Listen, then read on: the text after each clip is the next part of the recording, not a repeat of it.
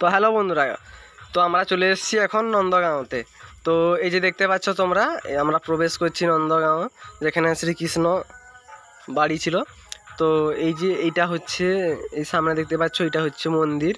তো ওই মন্দিরের ভেতরে ভগবান শ্রীকৃষ্ণ ও তার মাতা যশোদা এবং ওনার পিতা নন্দ মহারাজ আছেন আর বলরাম।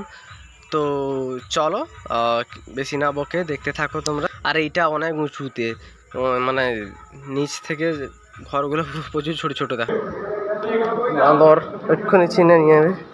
আর ওই যে ওইখানে লাইন দিয়ে দাঁড়িয়ে আছে, ওইখানে সম্ভবত ঠাকুরের মূর্তি আছে। বসে আছি। তো নন্দগ্রামে একটা বাচ্চার কথাগুলো শোনো তো, যা শুনতে থাকে।